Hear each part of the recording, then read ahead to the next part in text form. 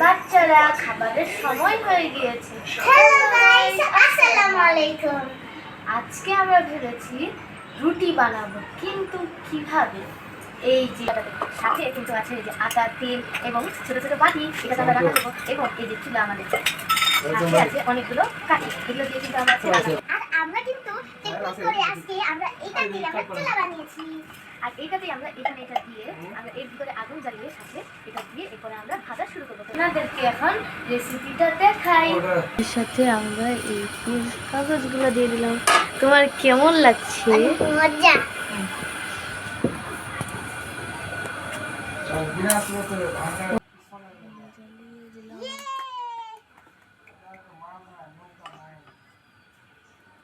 এরপরে ছোট্ট বাটিটিতে আমি আটা নিয়েছি এবং একটু করে পানি নিয়ে এটাকে আমি ভালো করে একটা ডো বানিয়ে ফেললাম। আমার রুটি হচ্ছিল না, তবুও কষ্ট মষ্ট করে একটু বানিয়ে ফেললাম, যেহেতু এটা ছোট রুটি ছিল, একটু ইজি ছিল। এদিকে আমার বোন আমাকে একটু খেপাচ্ছিল যে তুই রুটি বানাইতে পারিস না কেন, এখন এত বড় হয়ে গিয়েছিস। এখানে দুজনকার মধ্যে ঝগড়া লেগে গেল। আজকে পরিবারের জন্য বানাচ্ছি রুটি।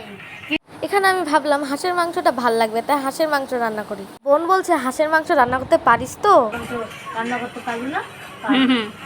যারা যারা হাঁসের মাংস দিয়ে রুটি খাবেন চলে আসবেন বুশরা স্টলে।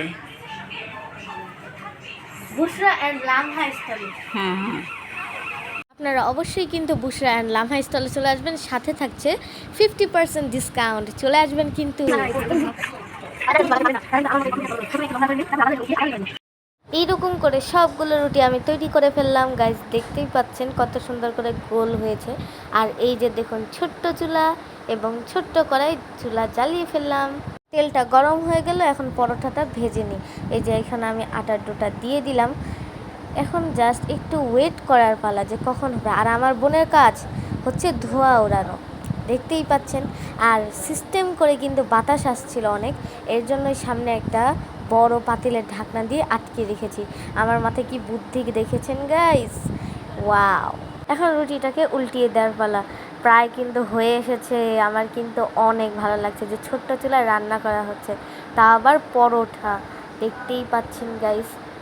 একটা রুটি কিন্তু হয়ে গিয়েছে, এখন বাকিগুলোও ভাজার পালা।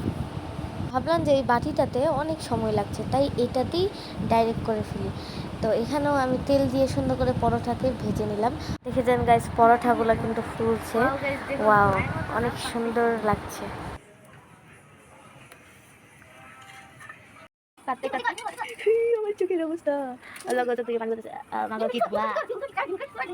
এত ধোয়া যে আমার চোখ থেকে পানি পড়ছে। এই যে দেখুন গাইস, অলরেডি কিন্তু 3টা হয়ে গিয়েছে আর মাত্র 2টো বাকি।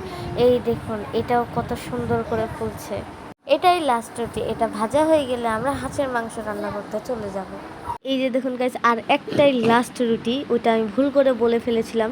আরেকটা ছিল, যেহেতু 5টা রুটি, আমি ভুলে 4টা রুটির সময় বলেছি যে এটা লাস্ট রুটি। আমার কি আনন্দ লাগছে যে আমি ছোট্ট চুলায় রান্না করছি। ইহু, আমরা ছোট চুলায় রান্না করছি। ওয়াও গাইস, আমার কি মজা লাগছে যে ছোট্ট চুলায় রান্না করতে পারছি। যারা ইউটিউব থেকে দেখছেন তারা প্লিজ সাবস্ক্রাইব করে দিন, যারা ফেসবুক থেকে দেখছেন তারা প্লিজ ফলো করে দিন আমাদের পেজটিকে। তো এই দেখুন হয়ে গেল আমাদের রুটি। এই যে হাঁসের মাংসের জন্য আমি বাটিতে তেল দিয়ে দিলাম, মানে কড়াইতে। এরপরে মাংসগুলোকে দিয়ে ভালো করে নেড়ে চেড়ে হয়ে গেল আমাদের হাঁসের মাংস তৈরি। প্রথমে আমি আমার মাকে পরিবেশন করব। এই দেখুন আমার মাকে আমি মাংসগুলো তুলে দিচ্ছি, এরপরে একটা পরোটা দিয়ে মাকে পরিবেশন করলাম। ওয়াও গাইস, দেখতেই পাচ্ছেন কত সুন্দর, আর মিনি মিনি প্লেট। খেয়ে টেস্ট করো কেমন হয়েছে। আগে তোমার বোনকে দাও। আগে তুমি খাও, তা আমার বোনকে তো আমি দিচ্ছি। ইয়াম্মি। ভালো হয়েছে না? না না না, খাও। আমি আমার ছোট্ট ছোট্ট গোল গোল রুটি খেয়ে অনেক মজা পাচ্ছিলাম। ওয়াও গাইস, দেখতেই পাচ্ছেন পরোটাগুলো খেতে অনেক ইয়াম্মি হয়েছিল গাইস। এই দেখুন একটা বড় সড়ো পিস নিয়ে নিলাম। আর আপনাদেরকে একটা জিনিস বলছি, যে হাঁসের মাংসটা আপনারা দেখছেন এটা কিন্তু আমার মা রান্না করেছিল। এটা আমি একটু একটু মাংসগুলো নিয়ে এসে এটা এমনিই রান্না করেছি, আপনাদেরকে বোকা বানালাম। কেমন লাগছে আপনাদের এখন? আমি কিন্তু হাঁসের মাংস রান্না করতে পারি না। এরপরে আপনারা কোন ভিডিও পেতে চান অবশ্যই কমেন্টে বলবেন। Bye bye.